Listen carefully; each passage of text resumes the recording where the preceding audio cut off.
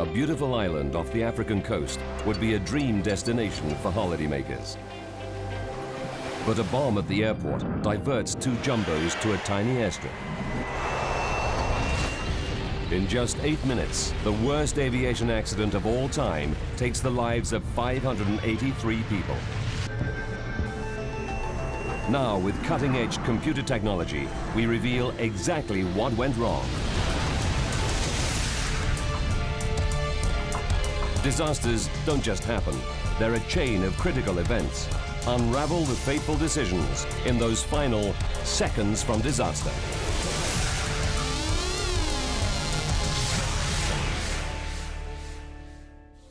Europe, the Canary Islands, Tenerife. Sunday, March the 27th, 1977. Los Rodeos is the island's sleepy airport in the hills. It's not used to heavy traffic and normally handles just a few small planes a day. But this is no ordinary day. 12 noon. After an overnight flight from Los Angeles, Pan Am's flight 1736 is just 2 hours away from the Canary Islands. Joan Jackson has been a flight attendant with Pan Am for 7 years. Everything seemed normal and fine. Sometimes you get passengers that you wish were on somebody else's flight, but these were all really wonderful people, and we enjoyed having them on our plane. Jack Ridout is one of the 378 passengers happy that he's on board a 747. Back in the 70s, I mean, the 747 was the cat's meow. I mean, it was it. It was twice as big as any other airplane. Jack is traveling in style. He's taking his girlfriend, Joni, on a special vacation. It was a wonderful first-class trip. We went to the upper deck. In those days, it was a kind of a cocktail lounge. Very nice. They're heading for Gran Canaria, the third largest of 7 Canary Islands, known for their stunning scenery. But as beautiful as the islands are, they also harbor a number of terrorist groups, eager to free the islands from Spanish rule.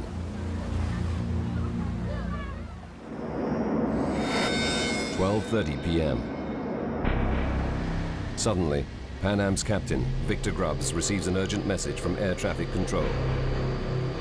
A bomb has exploded at Gran Canaria Airport, where he's due to land. He must now head for Los Rodeos Airport on the nearby island of Tenerife. He then tells the passengers what's happened. I was concerned. I'm sure all of the passengers were. 1:38 p.m. Pan Am 747 is not the only plane diverted because of the bomb. Another jumbo, KLM Flight 4805 from Amsterdam, is also diverted to Tenerife's Los Rodeos Airport. It touches down ahead of the Pan Am plane. 3 other diverted planes are already on the ground. Tenerife Airport is small. There's only one airstrip, and the air traffic controllers are not used to so many aircraft, let alone jumbo jets. And it's Sunday, so only 2 controllers are on duty. The passengers on the KLM plane set off towards the airport lounge to relax. 2:15. The Pan Am 747 touches down. It joins the KLM on the tarmac, waiting for Gran Canaria's airport to reopen. Gran Canaria is just a 25-minute hop away, but it could be some time before police there declare the airport safe from bombs. No one knows how long they'll be kept here. Tenerife's Los Rodeos Airport is situated in a valley, in the shadow of the great Mount Teide, the 3rd largest volcano on Earth. Teide dominates the island and even influences the weather. So far today, the sun is shining, but conditions can change at any moment. The airport is at an altitude of 632 meters above sea level. Low-lying clouds frequently roll down the mountains, shrouding the airport in heavy fog. But when the Pan Am plane lands, weather isn't a problem. The conditions were good. They were clear and a beautiful day. I noticed that the airport was in a little disrepair. Medieval, to say the best. Los Rodeos Airport opened in 1941. Facilities are severely limited. There's no radar to monitor planes on the ground. And today the runway center lights are out of service. With 5 big jets now diverted there as well, the airport can barely cope. The departure lounge is overcrowded. Passengers inside the Pan Am Jumbo are not allowed to leave the plane. The flight attendant opens the door to give the passengers some fresh air. I remember we were waiting. We were there long enough to be bored. Say, when are we going to go? "2:30 p.m. Police in Gran Canaria have cleared the bomb, and the passengers think they'll soon be able to get to their destination and start their vacations. But even though the Pan Am plane is ready to take off, it can't. The KLM Jumbo, ahead of it on the taxiway, is refueling. Filling the Jumbo with 55,000 liters of fuel will take 30 minutes. The Pan Am is forced to wait.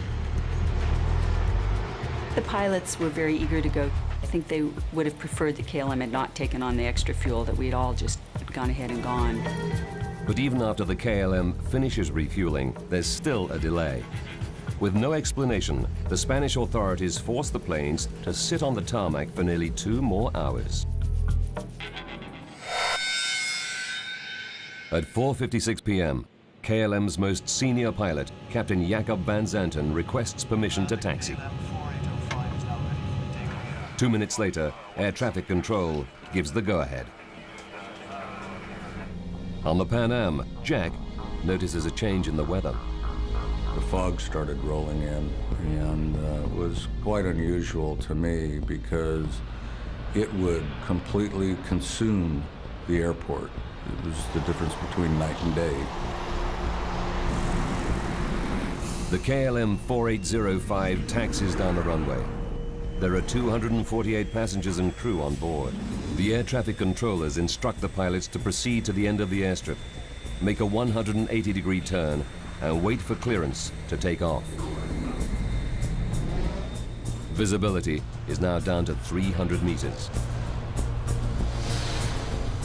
None of the air traffic controllers can see the planes that they're directing.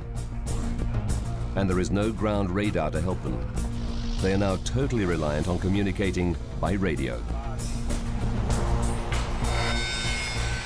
5:02 p.m. The controllers give Pan Am permission to taxi onto the runway right behind the KLM. The Pan Am pilots are then told to turn off at the 3rd exit and wait.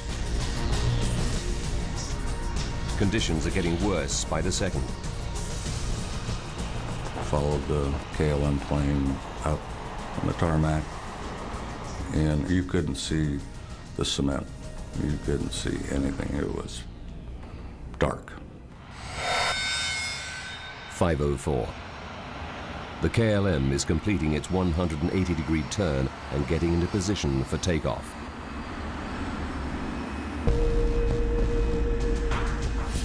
The Pan Am is still taxiing towards the KLM along the runway.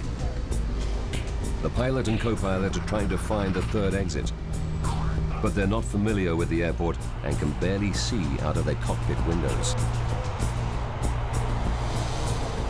I said, look at this fog, we're never going to take off because I can't even see the number 2 engine, which is the inboard engine. And I know we're not going. 5:05. The KLM is in position. After a delay of 3.5 hours, Captain Van Zanten is finally ready to leave. 5:06. Captain Van Zanten releases the brakes. The 747 starts heading down the runway towards the Pan Am, which is still on the airstrip just 1,400 meters up ahead.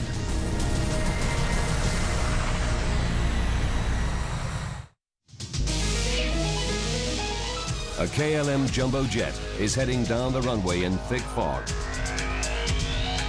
But a Pan Am jumbo is still taxiing towards it on the same airstrip.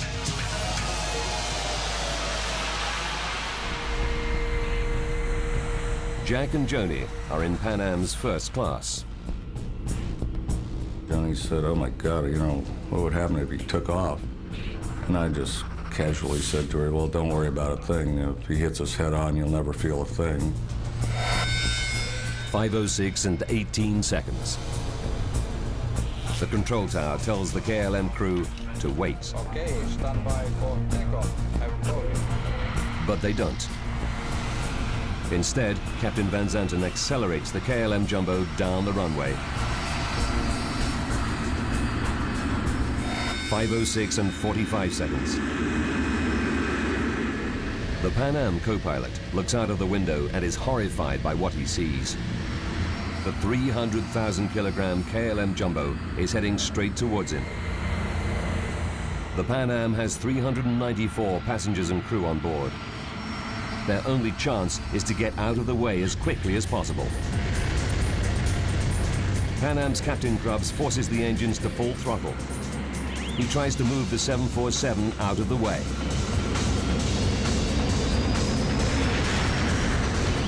I heard the engines rev, and we made a really hard, sharp left-hand turn. But it's too late. 5:06 and 50 seconds. The KLM smashes into the American jumbo at 290 kilometers per hour. Just a shattering noise. I felt like every molecule of air exploded. My only thought was, bombs, it's got to be bombs. And all you could see was the twisted metal parts. Then almost immediately the fire broke out. And I looked around and thought, how are we going to get out? We're trapped.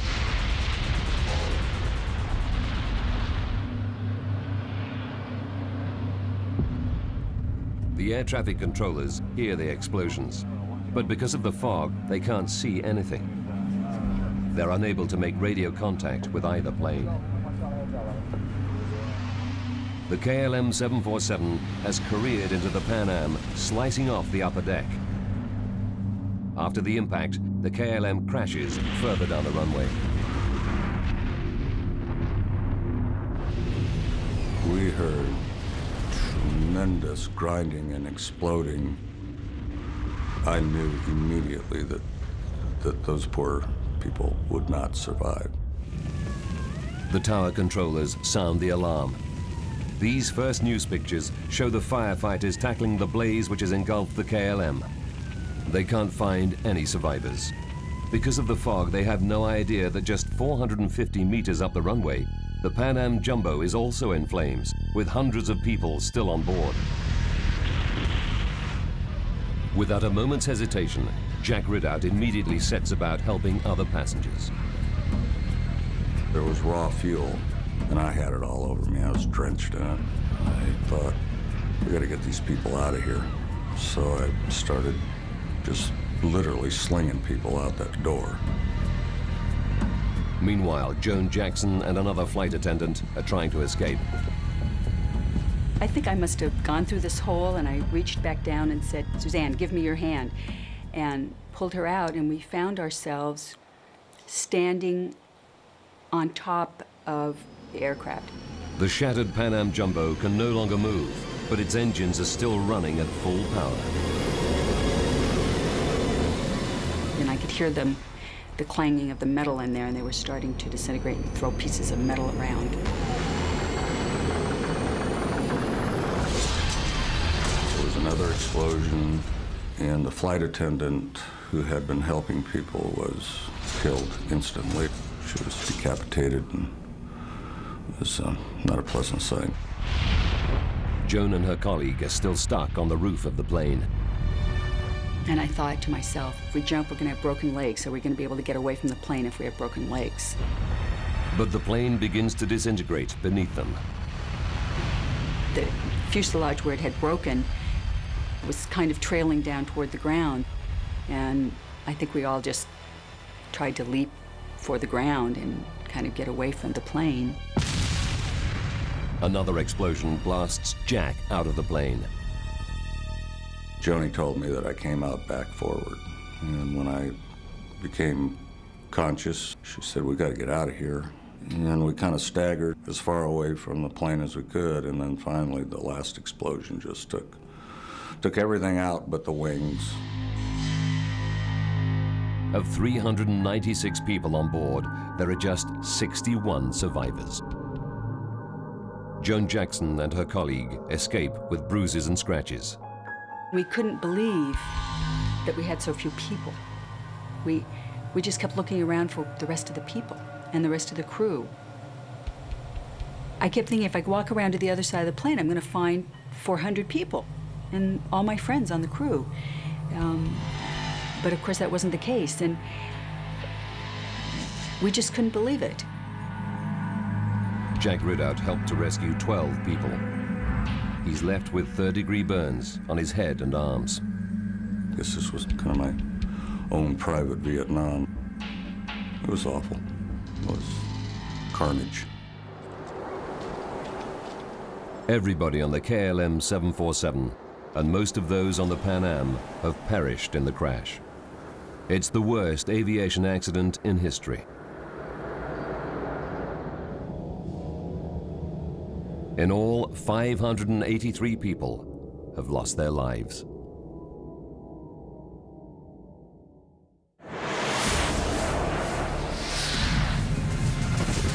Around the world, people are shocked. The jumbo jet is the most advanced aircraft of its time, but it also carries twice as many passengers as any other commercial plane. And now, the burnt-out remains of two 747s lie scattered on the runway. It took just 8 minutes. Now we rewind the events of that fateful day and go deep into the investigation to reveal what really happened. Advanced computer simulation will take us where no camera can go, into the heart of the disaster zone. The Spanish immediately bring in a team of specialists. Accident investigator Jaime Velarde leaves his home in Madrid at once, reaching Tenerife by first light. When we arrived, we actually noticed the sensation of the big catastrophe. Something like phantasmagorical, something of sadness, some sensation of disaster.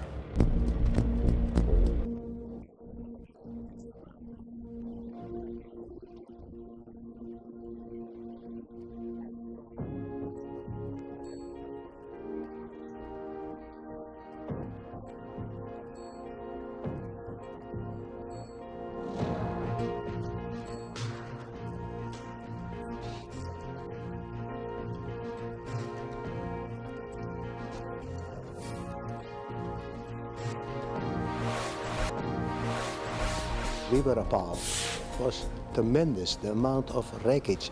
We had never seen that before. Also, I recall that there was a strange smell all around the airfield, which later on we realized that was the smell of burning flesh of all the victims. It was real horrible. This was the worst accident that I've ever seen. Investigators must answer many questions. Why was the Pan Am Jumbo still on the runway? Was there another bomb? Using their official data, we can piece together the deadly chain of events. In the beginning, I didn't suspect anything. That was not the moment of taking conclusions. The only important thing is the evidence, nothing else. The first task is to find the black boxes. They contain vital voice recordings from inside both cockpits, as well as all the technical data. The investigators soon recover them, but there's a setback. The boxes are badly damaged. It may take weeks to decipher the recordings. In the meantime, investigators have to rely on the next best thing, the tapes from the air traffic control tower. The tension was enormous because that was the first sign of who was the main reason for the accident.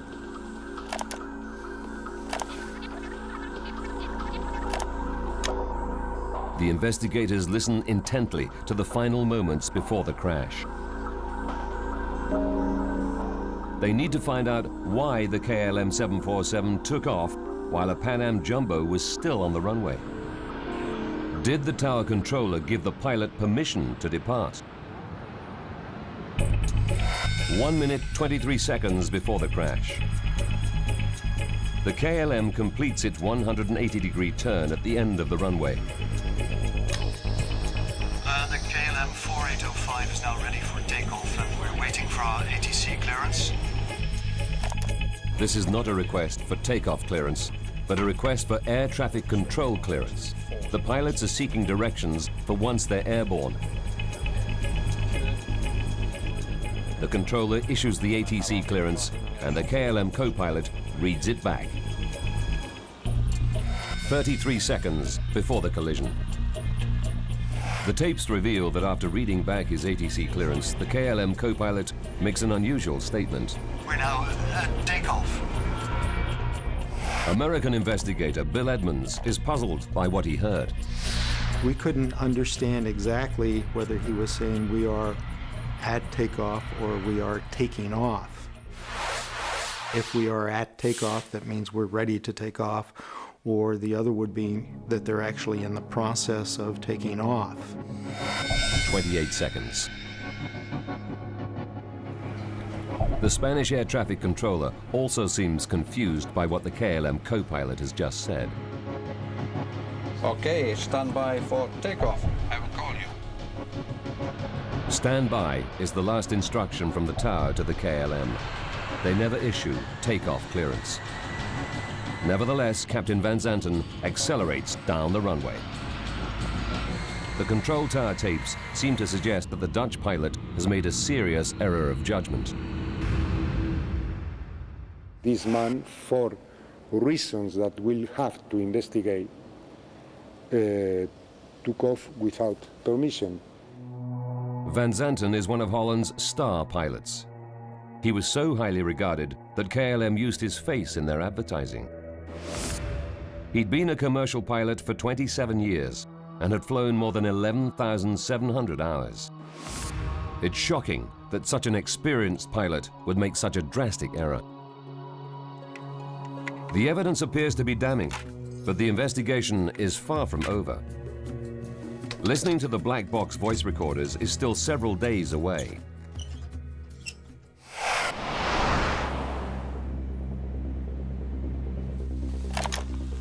Meanwhile, the tower tapes reveal another startling fact.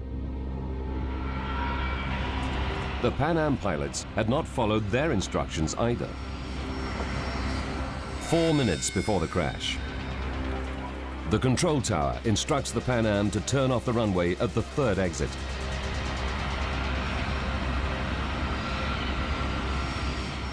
But investigators now know that the planes collided further up the runway, near the fourth exit, much closer to the KLM's takeoff position. Why did the Pan Am captain miss his turnoff? The worst air accident in history happened on the ground at Tenerife's Los Rodeos Airport. Control tower tapes have revealed that KLM pilot Jacob Van Zanten took off without clearance. Now, using advanced graphics based on the Spanish government's official report, we go deep into the investigation to discover exactly what went wrong. Investigators have made another startling revelation. The Pan Am overshot its exit and was in the way. Did Pan Am's Captain Grubbs make a fatal error?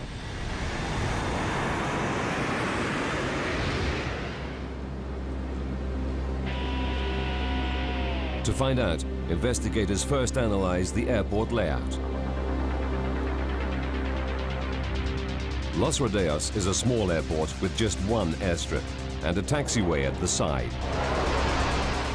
There are 4 access lanes between the taxiway and the runway. On the day of the crash, controllers at Tenerife have to handle extra planes because the airport at Gran Canaria is closed. They have no choice but to park them on the taxiway.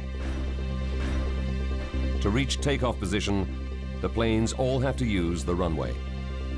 Investigators now examine the exact position of the planes on the airstrip moments before the crash. 4 minutes and 46 seconds before impact.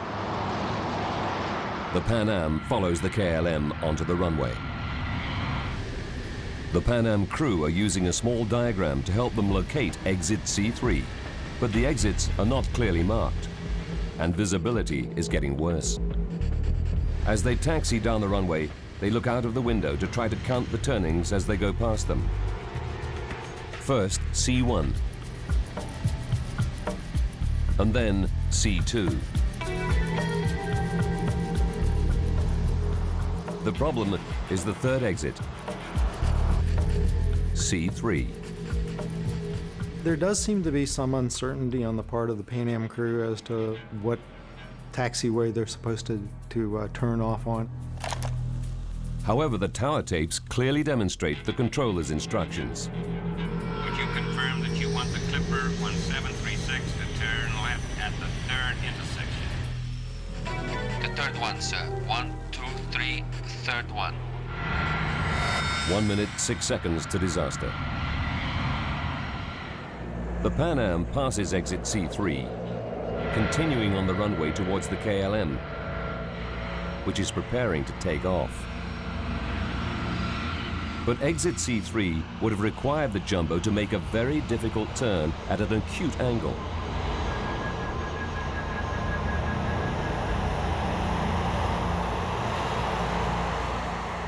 The American investigators believe it was a practical impossibility, and the crew may have thought so too.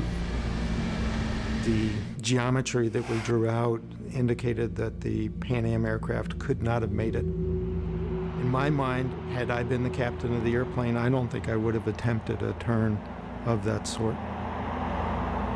But if the turn is so difficult, why did the controller ask the Pan Am to make it? Probably because he was not used to 747s. Other aircraft could have performed the maneuver very easily. But American investigators believe there's another reason why Captain Grubbs misses the C3 exit.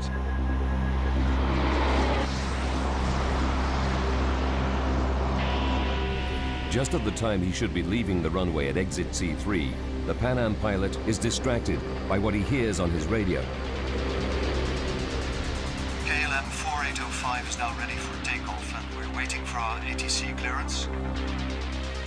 They probably would have been listening to the KLM aircraft rather than concentrating on turning off on the taxiway. 35 seconds to go.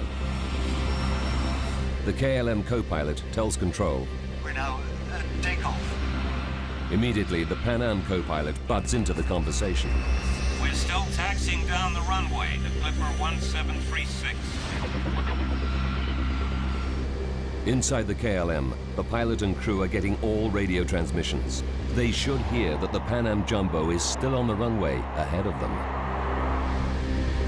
But Captain Van Zanten, the most experienced pilot in the Dutch fleet, increases the thrust of his engines and accelerates down the airstrip.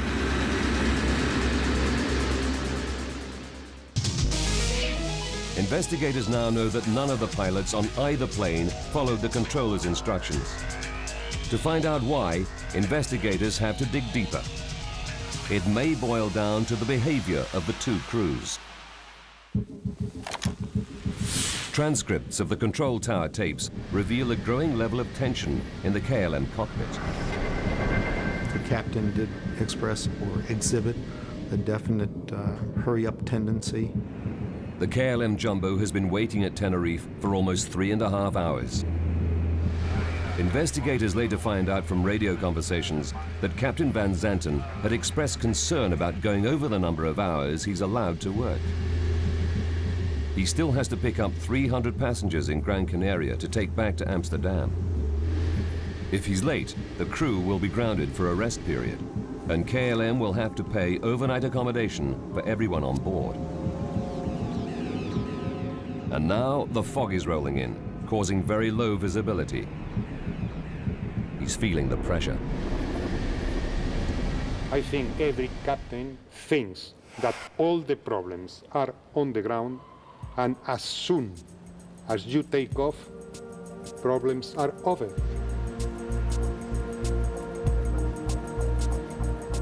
There you are in your kingdom, and you are the person who decides. In the mind of this captain, I think that happened exactly the same. The American Airline Pilots Association also looked into the psychological factors of the case. Star pilot Captain Van Zanten was KLM's senior instructor, and in the last 6 years had spent most of his time training other pilots. If an individual spends too much time in the training center and not enough time out on the line, then he becomes more used to the training environment.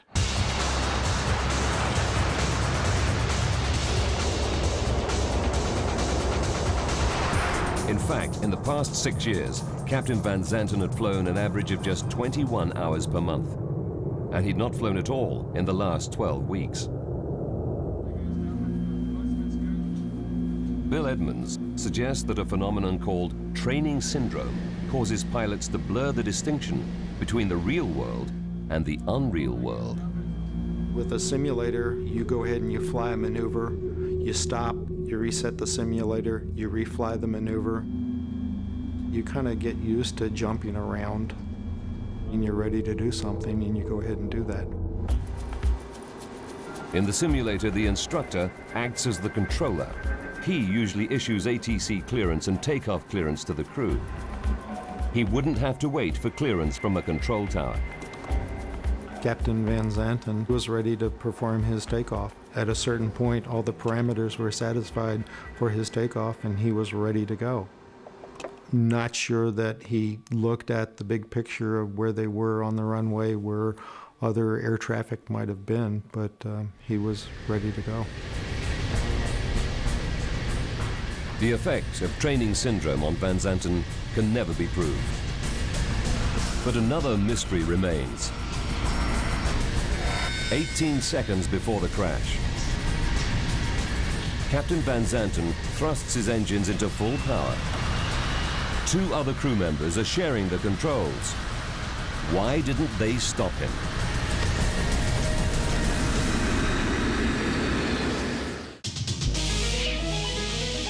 Control tower tapes have revealed that KLM's Captain Van Zanten took off without clearance. Investigators have also discovered that the Pan Am Jumbo missed its exit and was in the way. Now investigators are waiting for the evidence from the plane's damaged black boxes. They could reveal new clues.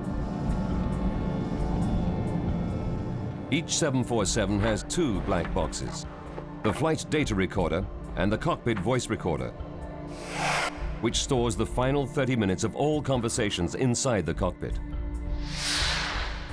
Spanish investigator Jaime Velarde took the black boxes to Washington, where they were examined in the National Transportation Safety Board's special laboratory.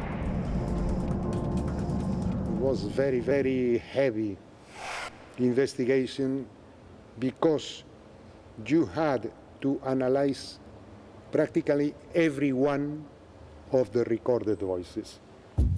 So far, investigators have relied upon tapes from the control tower. But 2 weeks into the investigation, they can finally examine the tapes from the black boxes.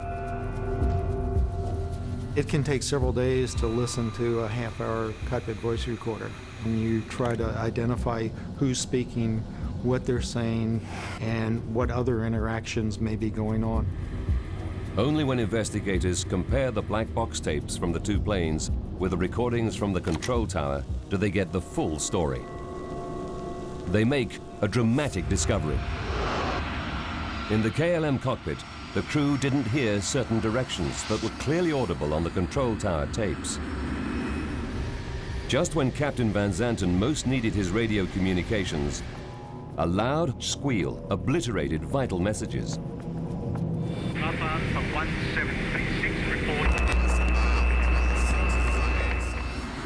Patrick Smith is a commercial pilot who studied many air disasters. Communicating to air traffic control the way we do is just so second nature. You don't think of it potentially being something that could break down and kill you. Here, a very simple technological problem lent a hand to this massive accident. The communication system in use at Los Rodeos in 1977 is still used all around the world today. Airplanes communicate with air traffic control using two-way VHF radios. All the planes at the airport tune into the same frequency, so that not only can they receive their instructions, they can also hear what's going on around them. But the system has limitations. It's not the same as speaking over the telephone where two people can talk at a time. The best way to picture it is if anybody's ever used a walkie-talkie, you click and you speak. Only one person can speak on that frequency at a time. Everyone must wait their turn. A problem occurs when two or more people try to use the frequency at the same time. It causes a loud, noisy squeal, known as a heterodyne. Hearing a heterodyne on an open frequency is 999 times out of 1,000. It's an innocuous phenomenon. But the accident at Tenerife was that 1 in 1,000, where the heterodyne was not harmless. 67 seconds before impact. Captain Van Zanten has completed his difficult 180-degree turn at the end of the runway. The flight data recorder reveals that he opens the throttle. The cockpit voice recorder reveals that the co-pilot is alarmed. Wait a minute, we don't have an ATC clearance. Captain Van Zanten's reply is curt. No, I know that, but go ahead, ask. 44 seconds before impact. While the KLM co-pilot is reading back the ATC clearance to the controller, the data recorder reveals that Van Zanten has already begun to accelerate. He doesn't wait for the co-pilot to finish. 37 seconds. We're going. But the Pan Am Jumbo is still taxiing on the runway. From the tower tapes, investigators know the controller told the KLM plane to wait for takeoff clearance. Okay, stand by for takeoff. I will call you. At that exact moment, the Pan Am cockpit tapes reveal that the Pan Am crew also respond. We're still taxiing down the runway, the Clipper 1736. They're both responding at the same time.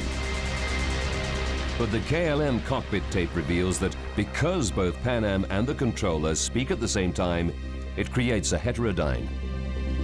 Okay.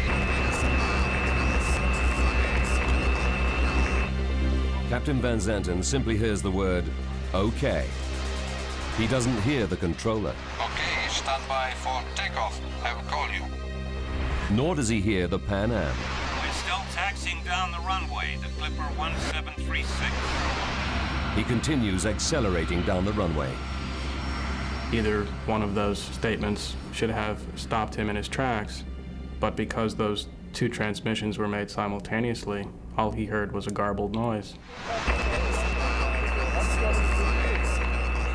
Just 28 seconds later, the KLM Jumbo smashes into the Pan Am.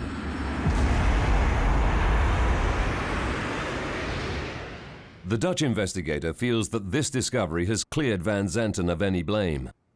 This was a breakthrough in our investigation, and I'm pretty sure that if the KLM had heard these messages, he would not have continued its takeoff. The interference happened 30 seconds before impact, blocking 2 vital messages. But even after that, the cockpit tapes reveal that Van Zanten had one final warning. 24 seconds before the crash,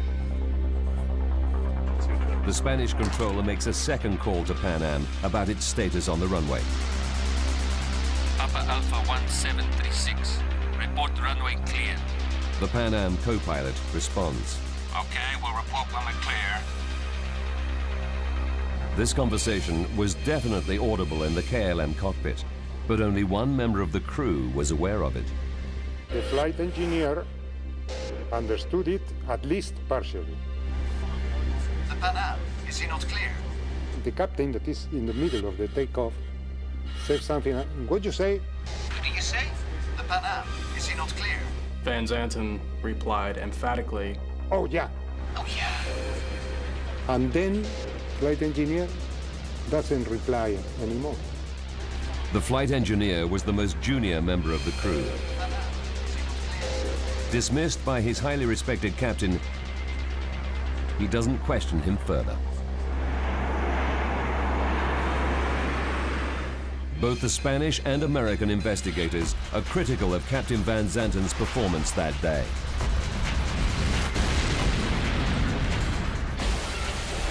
But the final analysis shows that fate was against him.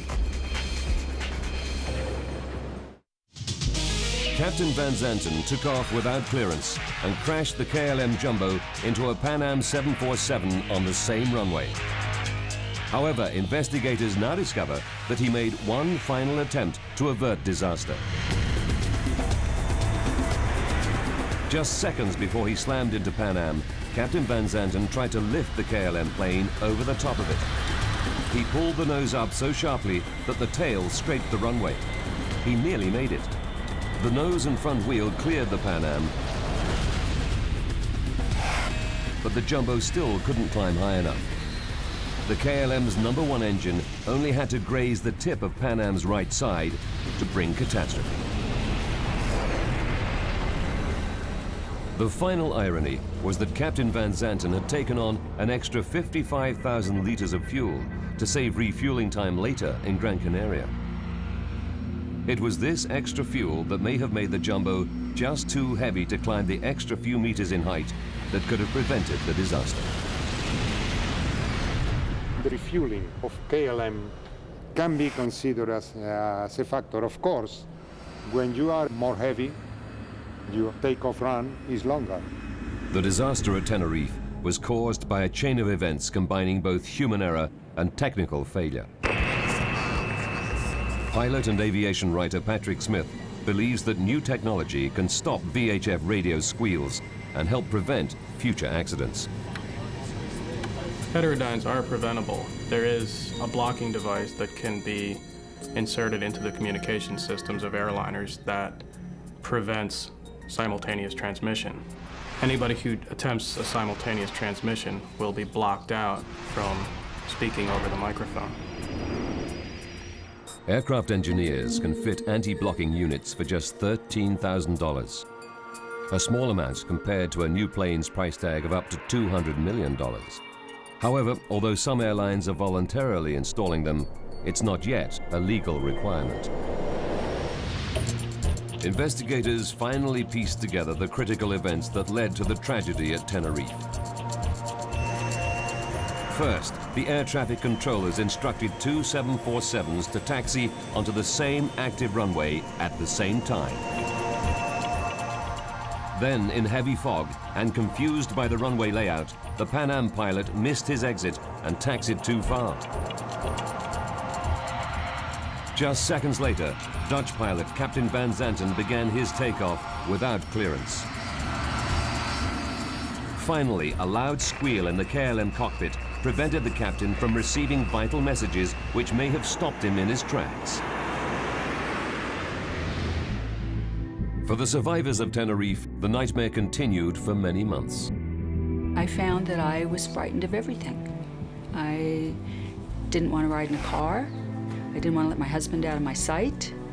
I almost wanted to be in my apartment with the curtains drawn and like you see the people in the movies that are afraid of everything. After counseling, Joan managed to return to flying 3 months later. Well, I'm still a flight attendant today. I have 34 years of flying, and I will probably be flying another 6-8 years. I love seeing the world. Back home in San Diego, Jack's story made the news. Jack Ridout is a survivor and is credited with the rescue of a dozen other passengers on a Pan Am 747, the nightmare of Tenerife. The thing that no one can ever understand until I've been involved in a situation like this is that the ramifications go on year after year. I live with the images probably for the first year, every night, most nights.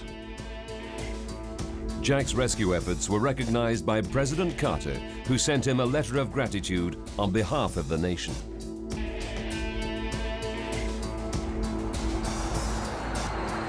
A new airport in the south of Tenerife now handles the majority of the island's visitors. Built at sea level, it rarely suffers from fog. Tenerife's old airport remains open, and the authorities have installed a ground radar system. Since the accident, the airstrip has been used mainly for regional flights between the islands.